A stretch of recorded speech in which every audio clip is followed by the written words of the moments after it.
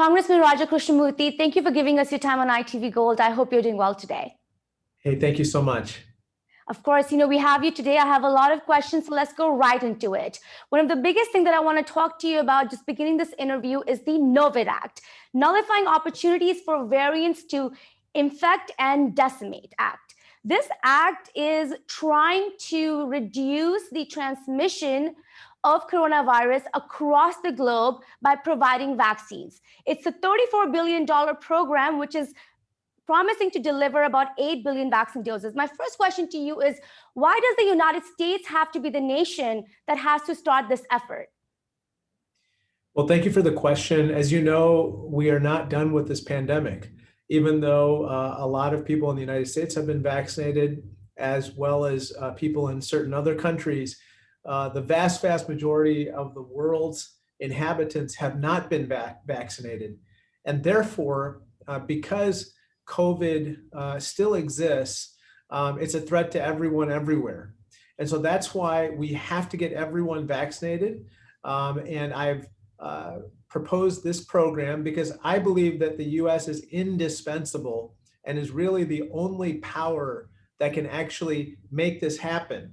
And so that's why I'm proposing this particular NOVID Act, No More COVID, NOVID, which would help to vaccinate 60% of the population of the world's 92 poorest countries. And by doing so, we are doing the right thing, but we're also doing the smart thing in protecting ourselves. Right, Congressman. The people opposing this act are saying that this $34 billion could be used here in the United States. Could you just justify and clarify where this money is truly going and why it's so important to invest right now? Well, we already have a surplus of vaccines in the United States. And actually, a lot of my colleagues on the other side of the aisle believe that we should use the excess vaccines to get other people vaccinated. And so that's why it's so important that we redirect resources where the need exists and make sure that those people get vaccinated so that we don't have to deal with the next generation variants. Today we have the Delta variants. Are we going to wait for the Epsilon variant? Are we going to wait for the next variant after that could defeat our vaccines at home? I sure don't want to wait. Right. Congressman, when do you see this passing? We're actually trying to get this into some of the packages that are moving through Congress right now. You may be familiar, but we have something called a reconciliation package that we're actively working on right now in Congress. And this is one of my top priorities. Right. The Indian American community also has given you a lot of support for this act, Congressman. Some of the help with these vaccines will also go to our homeland, India. What kind of support do you now need from the communities here, and how can they help you? I think that they need to advocate with their member of Congress or their US senator to make sure that NOVID is a part of the reconciliation package. That's very important because by lending their voice to this particular bill or piece of legislation, they're also helping their friends and relatives back home in India. So let's all work on this together. We will help India, but we will help the entire world, including the United States. Right. If the pandemic is not over in other parts of the world, it's not going to be over at all. One last question about that. Is the Biden administration supporting this? What kind of words are you getting from them? Well, so far, the Biden administration does view this particular issue with great importance. That's why it has initiated a pledge to basically donate 500 million doses of vaccines over the next 2 years, which I think is a good start. But I think that we have to do much more than that to make sure that, what I think to be the right number, 8 billion doses of vaccines, actually gets into the arms of people all around the world. Yes, so true. It's so important to again vaccinate everybody, and everyone here should get vaccinated. Let's talk about the US now, Congressman. I'd like to discuss Chicago with you here. Chicago actually came up with the travel advisory that they updated yesterday, in which states Florida, Louisiana, Nevada, Missouri, and Arkansas are those 5 states where it's required that they test negative before coming into Chicago, or they have to quarantine. I believe you are supporting this. My question to you is, what made the city decide this, and should other cities, at least in Illinois, follow this? Well, I think that the reason why they decided this is because, unfortunately, there has been a steady rise in cases and hospitalizations and the positivity rate in all of these different states. And what I would say to our neighbors is, please, we have to get everyone vaccinated. We have to get rid of the disinformation. And where necessary, we may even have to think about, making sure that there are even stronger incentives to get people vaccinated. This is absolutely crucial right now. What's your take on the mask mandate coming back? LA counties are considering and or recommending this. How do you feel as a congressman about it? Well, I will let LA County kind of lead the way because they know their jurisdiction a lot better than I do. Right. But I do think that we have to take the Delta variant and the pandemic more seriously right now. That's why I am calling on everyone to get vaccinated. I think that where you have somebody who's not vaccinated, that person should be masked. I have a 5-year-old at home. We have 3 kids, 3 beautiful children. The 5-year-old is not eligible for vaccination. So we always make sure that she is masked wherever she goes. And we don't want her to get sick. And certainly we don't want to carry it to anyone else who is not eligible for vaccination yet. Right. Let's talk about misinformation, Congressman, regarding this vaccine. President Biden has said it's a huge issue of concern. Dr. Fauci called it a threat to public health in this country. How are you looking at it? And, these social media companies and tech platforms have come into some criticism about spreading this misinformation. How much responsibility should they take, and what should be done about this? I think they absolutely need to take maximum responsibility for this. Remember, around the time of the election last year in November, I thought the social media companies did a reasonable job of trying to keep misinformation about the election from being on their platforms. And now they need to do the same with regard to vaccines. Obviously, legitimate questions should always be allowed to be asked about any subject matter. But where you have a life and death situation and misinformation is allowed to be basically coursing through the internet or through social media platforms, and they're able to make money off of that, that is wrong. And so I would call upon them to take this disinformation off the platforms ASAP. I'd like to get your take on what you would do for these 2 particular kind of communities that have shown low vaccination rates. One is the community of anti-vaxxers. There are millions of Americans that just do not believe in vaccine at all. They don't even vaccinate their children or themselves with other shots that are mandatory. Then there's a community of these parents who are right now hesitant to get their children vaccinated just because of the fear of not knowing what's going to happen. I would like for you to address both these communities and your take on that. Well, with regard to the former community, it's very hard to reason with them. And I'm not really sure how we are going to convince them to take this particular vaccine when they didn't take the previous ones. However, we should condition certain privileges based on whether you vaccinate or not. And already different companies, different cities are taking that approach, and I support that. With regard to parents and others who are just concerned because they don't have enough information or they're unsure, well, we need to educate them better. We need to tell them what the evidence is.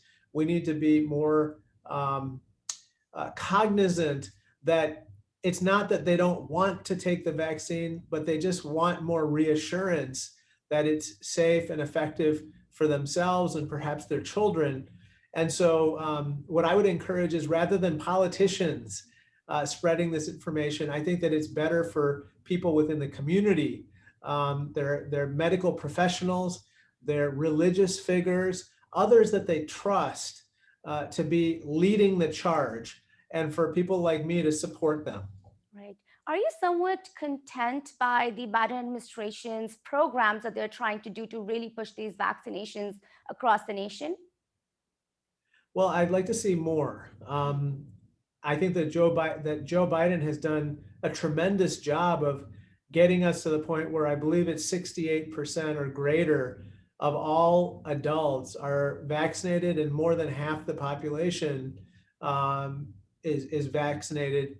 But we need to do more, and so that's where I think that we need to provide resources to others and to make sure, for instance, among young people, unfortunately, young people are not getting vaccinated even when they're eligible. And a lot of times they're not getting vaccinated because they think that they're invincible, that they could not get sick regardless of what happens. And so for those folks, especially, we need to make sure that we get to them through peer-to-peer efforts, as well as through celebrities, sports figures, and others who might have greater influence. Right. Congressman, let's talk about this big topic of infrastructure. It's been in debate for over a month now. We're still waiting to see what's going to happen.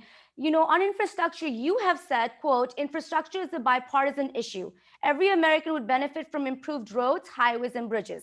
If that is so, why do Senate Republicans need more time to work on this? Well, I think that this is one of those complicated pieces of legislation. I think that most people are on the same page with regard to fixing our roads and bridges and upgrading other pieces of infrastructure. But of course, we have to decide how we're going to pay for it, and we need to decide, over what time frame. And so those are somewhat sticky issues, as you know. But I feel there's a lot of momentum for getting to a deal sooner rather than later, and I'm really eagerly looking forward to that. Right. Do you agree that the working families or the middle class in this country should not be taxed for this? I think we have to do everything we can to shelter or shield them from further tax hikes. Unfortunately, a lot of middle class families, as well as small businesses, I might add, feel that they shoulder most of the burden in paying taxes, and that, for instance, multinational corporations don't pay their fair share. In fact, between 60 and 80 multinational corporations among the Fortune 500 paid zero in federal income tax, federal corporate tax to the US Treasury. That's completely unacceptable. And that's why I think we have to focus on them and other similar entities and leave middle class families out of it. Yeah, and not to forget, a lot of South Asian Americans do own these small businesses, are middle class families that are just trying to make their, means met. Another question that I have about this is you met Secretary Pete Buttigieg about infrastructure in Chicago. I'd like to know what was the biggest, aspect of this meeting? What did you both establish? Well, what I had urged the secretary to include in any bipartisan infrastructure bill or in the president's priorities for the reconciliation package is workforce development dollars. Unfortunately, we just don't spend enough in training our workforce to take the jobs of the future.